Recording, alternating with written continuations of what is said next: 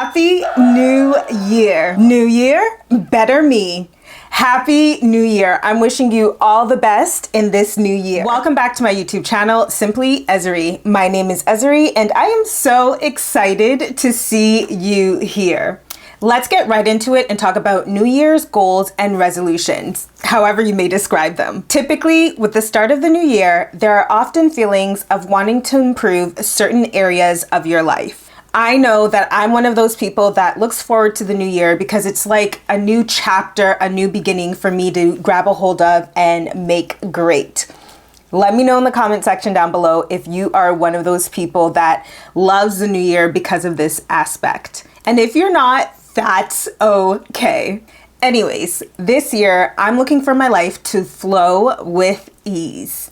I don't want anything to be too difficult or strenuous because I have already initiated foundations and all the systems in place.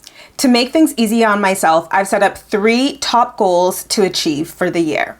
The first goal I have for myself this year is to be consistent on YouTube. What that will look like for me is making sure that I show up on my YouTube channel at least once a week. And that is the bare minimum, to show up at least once a week until it becomes a habit, so then I could show up even more frequently. My key objective with doing this is to make sure that I grow my channel up to 1,000 wonderful subscribers. I'm looking to build a community of people who enjoy living life to the fullest, or who enjoy living life on their own terms, whether it be through travel, a beauty or skincare enthusiast, eating healthy, living healthy, or just doing different activities in their hometown. Also, can't forget my fashionistas. I want to make sure I'm able to connect with those people who love putting themselves together and expressing themselves through clothes. The world is hard sometimes, and I want my channel to be a spot on the internet where you come here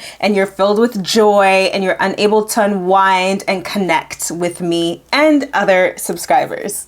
I want this spot to be a place of solace for you, and also a place that encourages you to live your best life and to be the best version of you every single day. My second goal is to be consistent with strength training at least 3 times a week at the gym. So if you've been following my Instagram account at Simply Eseeri, if you haven't already, pause this video and go ahead and give me a follow. You know that last year I became absolutely obsessed with Pilates. And yes, I am still obsessed with Pilates. I basically started going there about 3 to 4 times a week, and then I upped that to 4 to 5 times a week, and to the detriment of my strength training at the gym. I still do love lifting weights, and I want to make sure that it becomes a priority again as part of my health and fitness. One of the reasons I'm making sure that I go at least 3 times a week is I want to get my strength back up. I felt like I lost a little bit of that,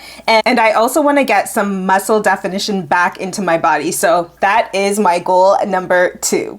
My last goal for the year is very specific, and that is diving into my hobby.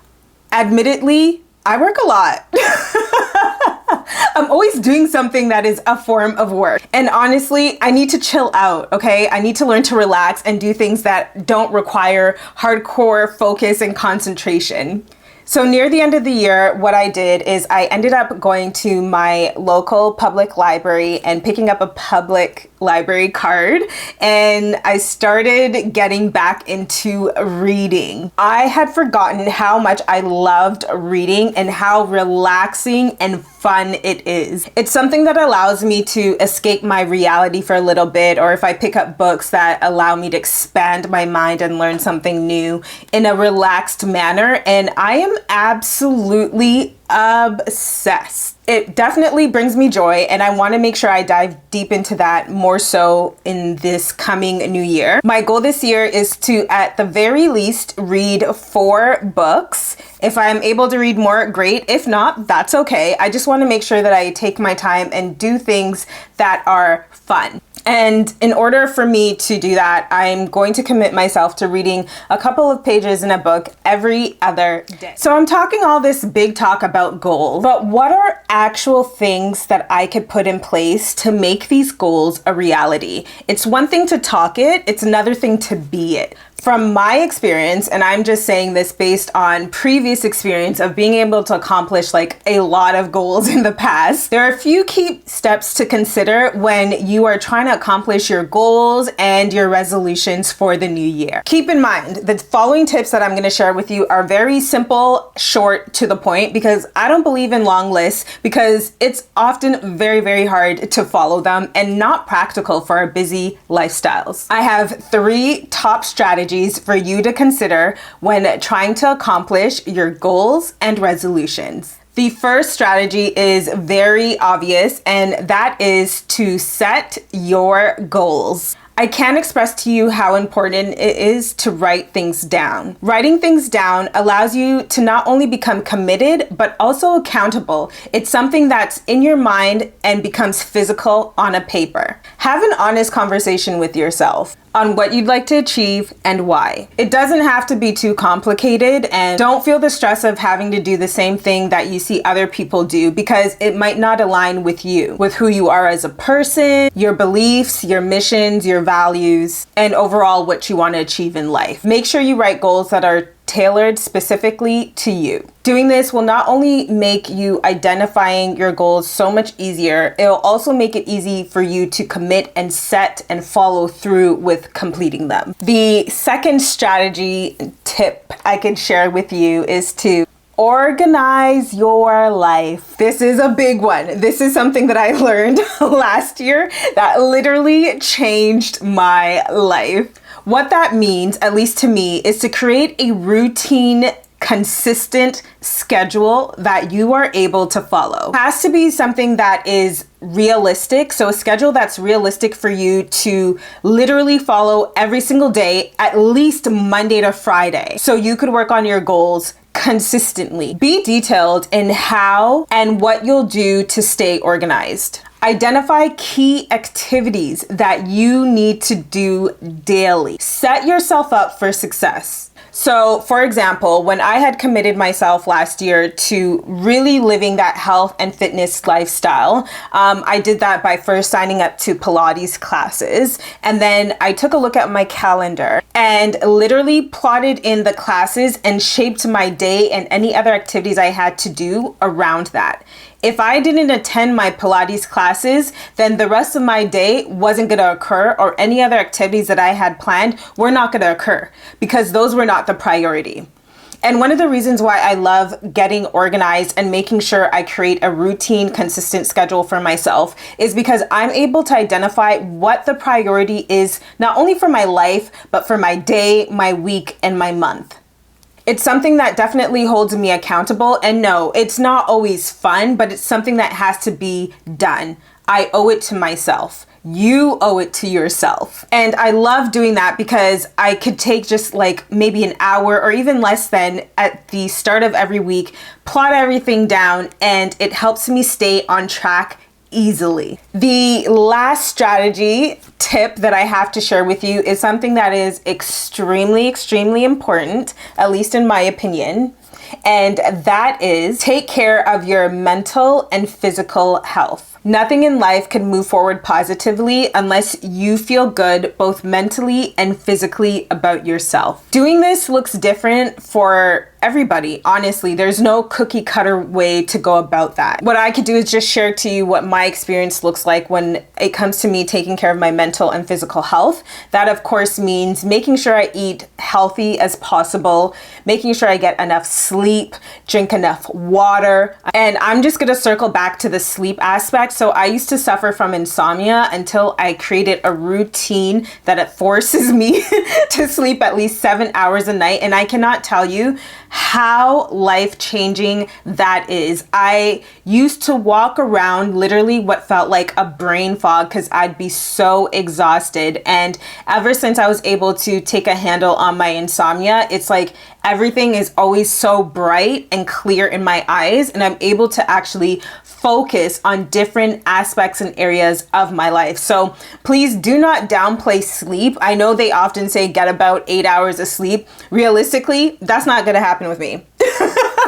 Unless it's the weekend, maybe. But having at least, in my opinion, for myself, 7 hours of sleep literally changed my life. It's a domino effect in terms of how I take care of myself and how I show up as a person. So please don't forget to do that. It also definitely helps with your mental health because then you're able to think.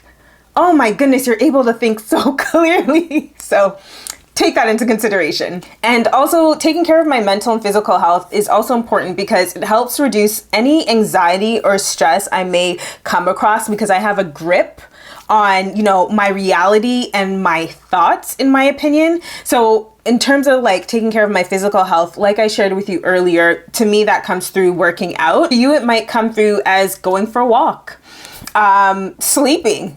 Yeah, I'm mentioning that again. Cooking a great meal. Just find something that works for you and that you could actually stick to. Bonus strategy, bonus tip. Be patient with yourself.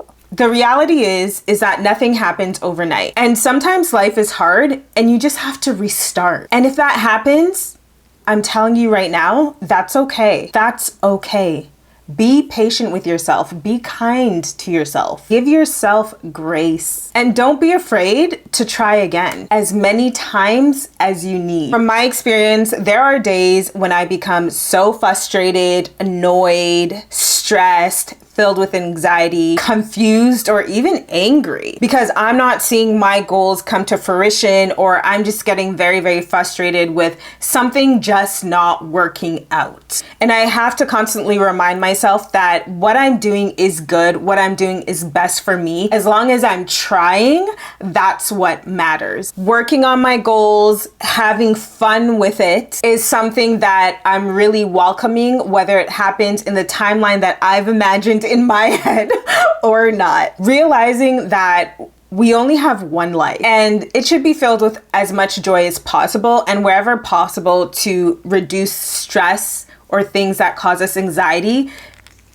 do that. Like, your goals shouldn't cause you stress and anxiety because it's something that's a positive action that you're trying to make in your life to be even better. Be patient with yourself. Be kind with yourself. Give yourself grace. Patient with yourself or being kind with yourself looks like just make sure that you are able to tap into that as frequently as you need to. So those are my New Year's resolutions and goals.